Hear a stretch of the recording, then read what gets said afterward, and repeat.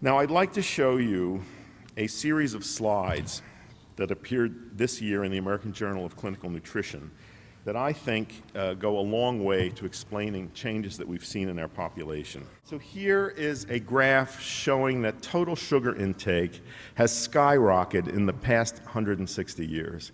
I mean, this is a very dramatic graph, and it also shows the prevalence of obesity, which closely follows that trend. Now, notice that this is over the past 160 years. So I think a strong preference for sugar has been established in our culture for a very long time. I remember meeting, I think it was sometime in the early 1980s, a young woman, pastry chef, who had come to this country from Switzerland to work. And she said one of the first things she learned here was that she had to increase by half the amount of sugar in her recipes to make it taste right for Americans. So that's interesting to hear that perspective. That Americans like things sweeter than many other people. And yet at the same time, notice that in the slope of that rise, as we get towards 2000, greatly increases. This bears looking at. Why has intake of sugar gone up to this extent? And I think that at these conferences over the past several years, you have heard a number of experts talk about the relative dangers of sugar in the diet compared to fat and other things. There is great concern about the effects of sugar on health, especially because of its content of fructose, which we cannot metabolize, which deranges liver metabolism, and appears to be a chief driver of insulin resistance and the whole cascade of metabolic problems that follow from that. I would also say that it is important to learn the differences between different sweeteners, especially as to their fructose content. And as a dramatic example of that, the table sugar, sucrose, is half fructose. Fructose tastes very sweet to us, and yet it is very low on the glycemic index. And I have to say, this is a mistake evolution made. Something that cannot provide energy should not taste so sweet to us. Sweet taste should guide us to quick, instant sources of caloric energy. So this is some mistake in our wiring. I remember, probably this is still true, you could buy crystalline fructose in health food stores as a sweetener that had very few calories, but tasted sweeter than sucrose. That is not a good thing, nor is it a good thing that fructose ranks very low on the glycemic index scale. And what that shows, and this is a very important fact for you to remember, the glycemic index scale does not apply to sugars. It breaks down when we look at sugars because of this very problem. And when you look, I think the glycemic index works very well for starches, for many kinds of carbohydrate foods. It does not apply to sugars. And when you're looking at the various sweeteners, what you want to know is what's the percentage of fructose. I have to say here again, I have great confidence in my sense of taste because my taste has always guided me to maple syrup as my preferred sweetener. That has about 35% fructose in it, which is the lowest of the common sweeteners. And you know what's right up at the top? It's agave nectar, which has been promoted as such a healthy sweetener, often 85% fructose. I think the overall message is that we want to reduce total consumption of sweeteners in our diet. We want to learn to prefer less sweet things to more sweet things, and this is a matter of changing your taste. And we want to use sweeteners in moderation, going for those with the lower content of fructose rather than the higher content of fructose. Paralleling this, a significant increase in the consumption of soda and fruit juice. And this is probably one of the main reasons why the slope of that sugar intake curve got so much steeper as we approached the year 2000. Because while a strong preference for sweet things, sweeter than many other people like, has been firmly established in our culture for a long time, I think this is a relatively recent change. And it is the quantities of these that are being drunk. When I was growing up, there was no such thing as a big gulp of soda that was offered in convenience stores or at movie theaters, let alone the fact that these giant-sized sodas would be cheaper to buy than smaller-sized sodas. Also, I have long said at these conferences that one of the great misconceptions out there in our culture is not understanding the difference between fruit and fruit juice. Fruit juice is a concentrated sugar source. When you leave the fiber in fruit behind, you dramatically increase the sugar concentration of what you're drinking. We've had at these conferences for several years as a presenter Robert Lustig, the pediatric endocrinologist at UC San Francisco, who's the main researcher of the effects of fructose on human metabolism. And he's made statements here that have been shocking to our audiences. He has said that drinking a glass of orange juice, whether fresh squeezed, frozen, or from concentrate, is no different from drinking a glass of Coca-Cola from the point of view of metabolism, insulin resistance. In California some years ago, when a grassroots movement got soda vending machines out of public schools, they were replaced with fruit juice vending machines. No difference. Many parents think it's great if their kids drink fruit juice ad lib. It is not. If when I look at the nutritional mess that we are in this country, and it is a vast mess, it's so tangled, it is hard to even know where we begin to try to change things on a policy level. Here's where I would start. If we could get people to stop drinking sweet liquids, that would put us so far ahead of the curve. People do not have to drink sweet liquids. You don't have to put sugar in coffee and tea. You don't have to drink sweet energy drinks. You don't have to consume fruit juice. You don't have to consume soda. That would be a very easy thing. If we could just do something in any way we can, whether it's putting sin taxes on sodas, whether it's through education, which I'm a great believer in, but anything we can do to get people in this country to stop drinking sweet liquids, that would be a very good thing. Calorie intake has gone up around 400 calories per day. All right, why? I think here a big explanation has to do with portion sizes.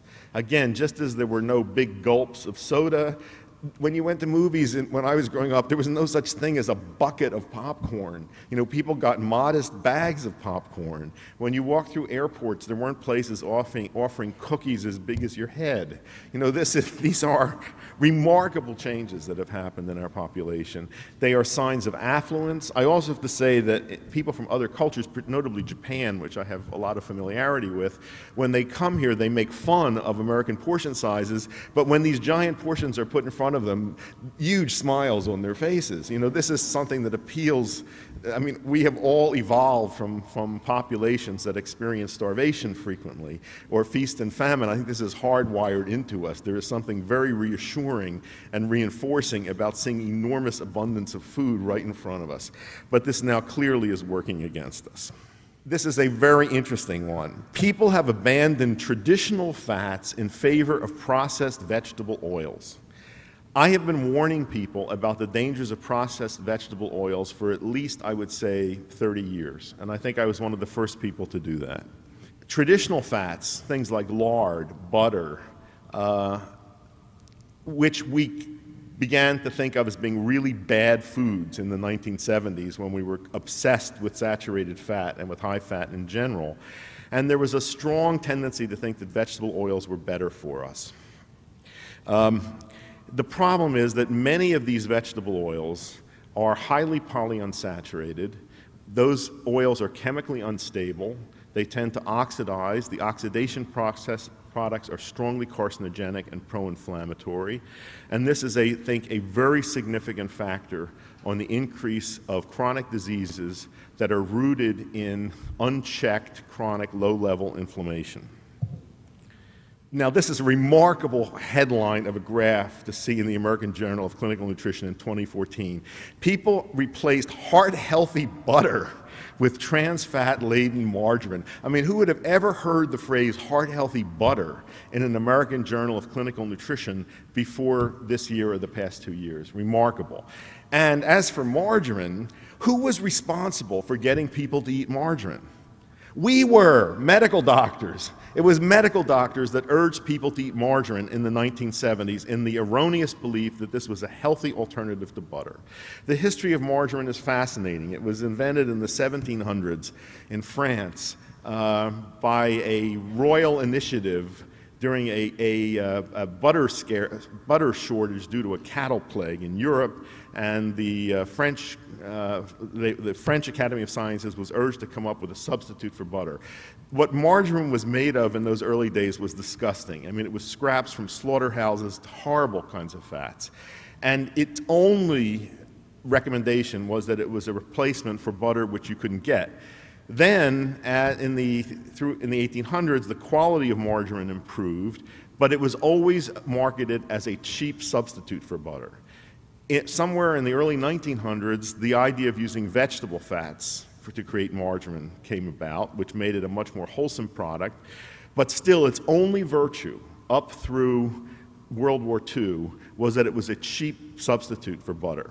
And the butter industry went to great lengths to discourage people from eating margarine and got laws passed that made it, for example, you couldn't sell margarine that was yellow. You could only sell margarine that was white, that looked like lard. And in some states, it was dyed bright pink. In other states, you could buy a capsule of artificial yellow dye that you could knead into the margarine at home, which made a streaky mess. But then what happened? Medical doctors reinvented margarine as a healthy alternative to butter, not a cheap substitute for it. And in the 1970s and 1980s, when I looked in refrigerators of my medical colleagues, I advise you, by the way, whenever you get into the homes of patients or other doctors, look in the refrigerators. That is the easiest way to determine quickly what people's eating habits are. I always found margarine there instead of butter. I never ate margarine that tasted bad to me. And I always told people to be suspicious of it. And it's not just the trans fat problem. It's that the oils that go into margarine they have other problems with them. The chemical breakdown products of those oils also promote inflammation. It's not just causing heart disease. They promote inflammation. They promote cancer because of the nature of the compounds that are formed when they react with oxygen. So this was a very bad trend in our diet. Soybean oil has become a major source of calories. What's wrong with soybean oil? A lot. This is a cheap oil. Why is it cheap? It's cheap because our federal government makes it so, because it subsidizes soy. It's one of the 4 commodity crops that is subsidized. And it artificially drives down the price of soybean oil, which has made it ubiquitous in processed food and fast food.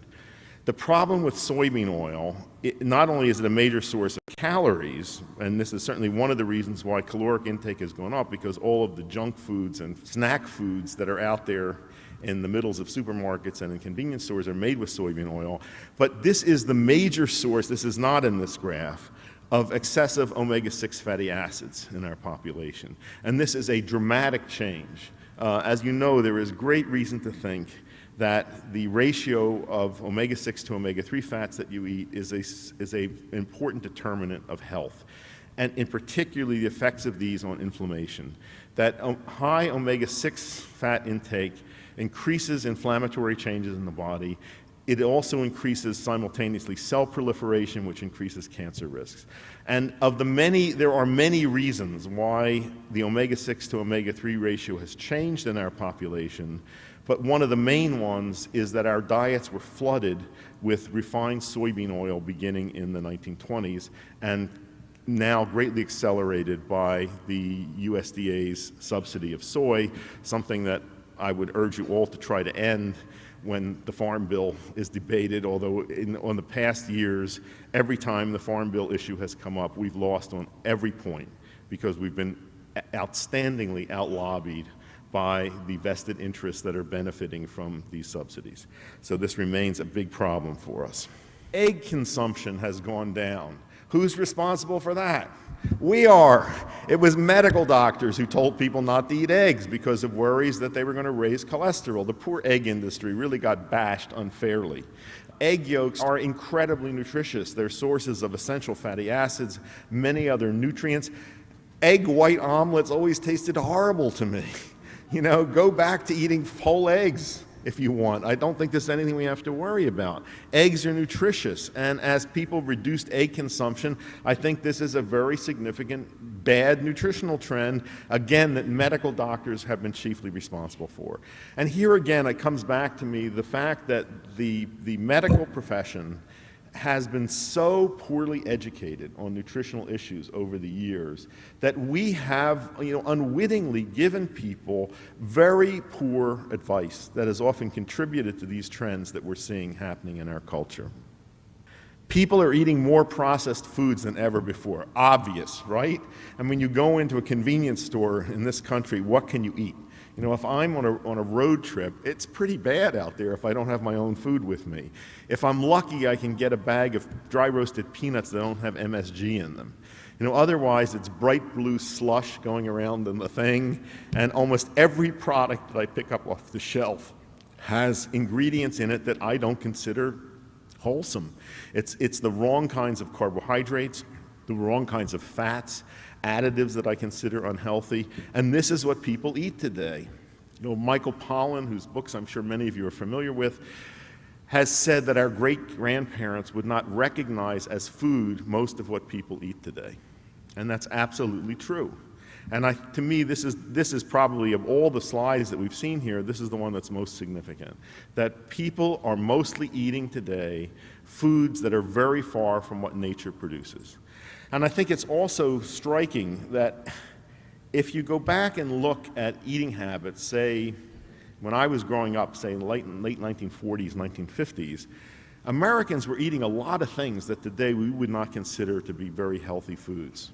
You know, there was a lot of consumption of bread, of potatoes, of pies, pastries, and yet obesity was much less.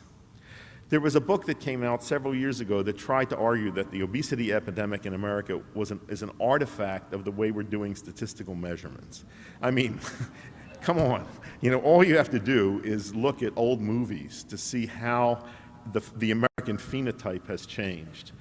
Some years ago, I watched the whole World War II documentary by Ken Burns, and in that there are many scenes of enormous crowds of thousands of people, both civilian and military. You don't see any fat people. I mean, you sit in an airport today and look at what goes past. I mean, it's amazing. So what's changed in that time? Even though people in the 1940s and 1950s were eating foods, you know, mashed potatoes and gravy and lots of meat and this and that, they were eating real food. And I think this is a very striking difference, that the extent to which refined, processed, and manufactured food has displaced real food in the American diet is, I think, one of the most significant changes that has occurred, and is chiefly to blame for the rise of obesity, the rise of associated diseases, and many other kinds of chronic diseases in our society. The fatty acid composition of our bodies has changed, and here, this is the issue that I talked about earlier, that it is the increasing ratio of pro-inflammatory, pro-proliferative omega-6 fats in the human body relative to the anti-inflammatory, anti-proliferative omega-3 fats that has changed. And so, I have long argued that many, if not most, of the chronic degenerative diseases that kill and disable people prematurely in our society are rooted in chronic, low-level, purposeless, imperceptible inflammation. And I'll just repeat this for those of you who have heard it. Inflammation is the cornerstone of the body's healing response. It's the way the body gets more nourishment and immune activity to an area that's injured or under attack. But inflammation is so powerful and so potentially destructive that it's very important that it stay where it's supposed to stay and end when it's supposed to end. If inflammation escapes its boundaries of time and space, if it serves no purpose, it becomes productive of disease. You need to produce enough inflammation to protect you from infection. But you don't want to produce so much inflammation that you spill over into allergies and autoimmunity, or over time increase the risk of the so-called age-related diseases. It's very clear that coronary artery disease begins as inflammation in the lining of arteries. Alzheimer's disease begins as inflammation in the brain. Cancer is linked here because anything that increases inflammation simultaneously increases cell proliferation, and whenever cells proliferate more frequently, the risk of malignant transformation is increased. The reason that aspirin has a very significant cancer protective effect on cancers of the GI tract, for example, is that it is an anti-inflammatory agent. You cannot disentangle these two things. So I think you can argue that most people in our culture go through life in a pro-inflammatory state. A major reason for this is the increasing consumption of refined, processed, and manufactured food, and a major explanation of that is the changed fatty acid composition of foods that people are eating. around the same time the obesity epidemic started. So I think this is the last of these slides from the American Journal of Clinical Nutrition. I thought this was just fascinating to see this all put in graphic form like this so recently by a mainstream nutritional journal. I think that these very much illustrate the problems that we have in our culture today. So what do you do with all this? What then is an optimum diet? What can we agree on? I think we can all agree that an optimum diet is based in real food. That one of the soundest pieces of advice that we can give to our patients is to reduce and eventually try to eliminate consumption of refined, processed, and manufactured food. We have an enormous amount of data for the overall benefits of the Mediterranean diet as a way of eating associated with greatest longevity and lowest incidence of chronic disease. So I think that's a good place to start. The Mediterranean diet emphasizes olive oil as a primary cooking fat. Olive oil is unique among fats in having a significant anti-inflammatory component, a compound called oleocanthal, which accounts for the peppery bite in good olive oil. This has been shown to have an anti-inflammatory effect equivalent to ibuprofen. Interestingly enough, it was discovered by the man who developed ibuprofen, who was an olive oil fan, and noticed at olive oil tastings that the catch that he got at the back of his throat, which makes you cough, and some people experience as a peppery bite, was exactly the same sensation he got from swallowing powdered ibuprofen, and wondered whether there was something in olive oil that might have a similar effect, and it turns out to be this thing called oleocanthal. The Mediterranean diet emphasizes great consumption of good quality fruits and vegetables, and here I would say the emphasis should be on vegetables, because again, fruits are sugar sources, and I think that we should not be eating fruits in unlimited quantity, especially the high glycemic load tropical fruits. The government makes no distinction in telling people to eat more fruits and vegetables. I think it's most important to eat more vegetables. And I think that the information that we have on sugar is very important, and you want to pay attention to this. And a general recommendation for people is to reduce consumption of total sweeteners in the diet, to pay attention especially to fructose intake, and by looking at the relative percentages of fructose in common sweeteners. Again, maple syrup is lowest, agave is highest, table sugar is in the middle. And the easiest way to urge people to reduce sugar consumption and to reduce that trend that we saw there with that great spike is to reduce consumption of sweetened beverages of all sorts. I think the information on what are heart-healthy fats and what are not healthy fats, this is really revolutionary new information that has come out of contemporary nutritional science, something that we should all be paying attention to. So that's my, here at the end of 11 years of nutrition conferences and trying to give people advice about what to eat in an optimal diet. That's really, I think, as tightly as I can summarize it. Thank you. In looking at how to design a diet that would most effectively put you more in an anti-inflammatory state, I used the Mediterranean diet as a template and tweaked it a bit to make it even more effective.